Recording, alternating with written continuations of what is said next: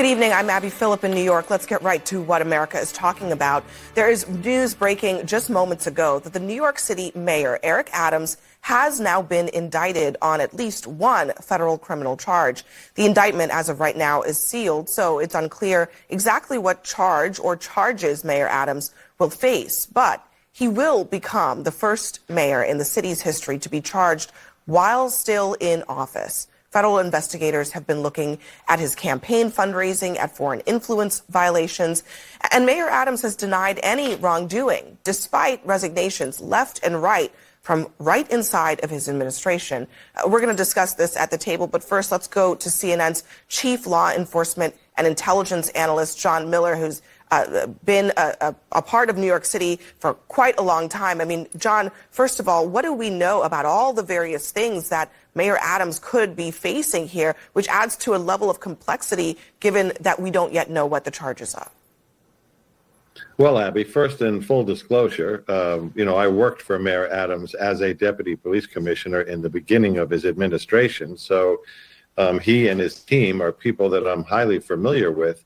What we're looking at here is, and it's a great way to frame it because it's complicated and we should understand it. This is an investigation started by the FBI more than a year ago. Last November, they did search warrants against several of Adams' key aides and associates and businessmen connected allegedly to this case. That is what kind of put us on notice that the FBI was investigating it. After that, they seized the mayor's phones and electronic devices, and we have seen them subpoena additional records with search warrants looking into campaign finance records, foreign trips by the mayor, particularly on Turkish Airlines, and allegations have been in the subtext of this story as to what was provided by the mayor allegedly in return for that. This is key. That is the thing that has not been clearly spelled out in the investigative activity we've been able to see. So when this indictment, we are told, was handed up by the grand jury today and sealed, which is why we don't know what's inside it, there will be an announcement we expect tomorrow by the Office of the United States Attorney where they will lay out these charges and what's behind them. But when we see that, because based on what we've got so far, we don't see the quid pro quo. We don't see he did this specifically in return for that. We haven't seen that allegation. And that is the kind of thing for a United States attorney to indict the mayor of America's largest city.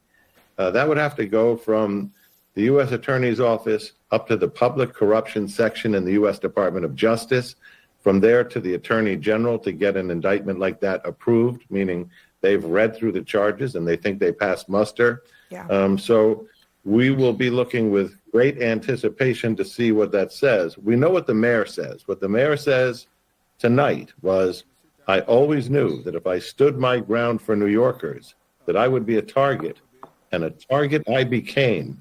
If I am charged, I am innocent, and will fight this with every ounce of my strength and spirit.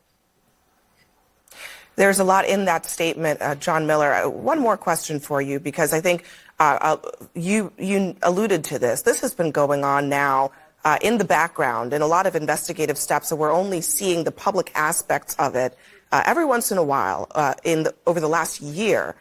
But over the last week or two, there have been a number of resignations, a number of retirements, a number of people being charged around the Eric Adams administration. Put that all together for us. What is the impact of that on this city?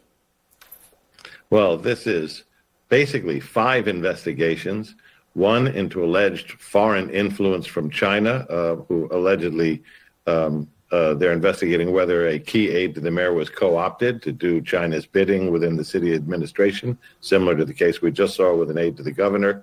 Another is a case into 2 deputy mayors and the school's chancellor, and that is looking into how contracts were awarded, specifically contracts that were awarded with urgency on issues like migrant housing and other things, security contracts and more. A special assistant to the mayor. The police commissioner was probed because his twin brother was allegedly going around shaking down bars for money on the idea that he could either ease up on police enforcement or perhaps increase it if money wasn't paid.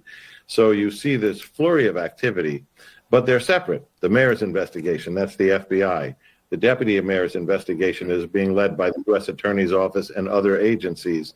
The foreign counterintelligence section of the FBI is looking into the alleged Chinese foreign influence. But Abby, as you pointed out, what it has caused is a storm of subpoenas, seizures, search warrants among the people closest to the mayor, which of course has cast a large shadow over the administration, over City Hall, and over the Adams campaign, which is going to face an election within a year. Yeah, I mean, he's up for re-election next year. There are a number of people lining up to replace him. He's made a lot of political enemies just in his time as mayor, and many of those people have already started speaking up, calling for him at this point to resign.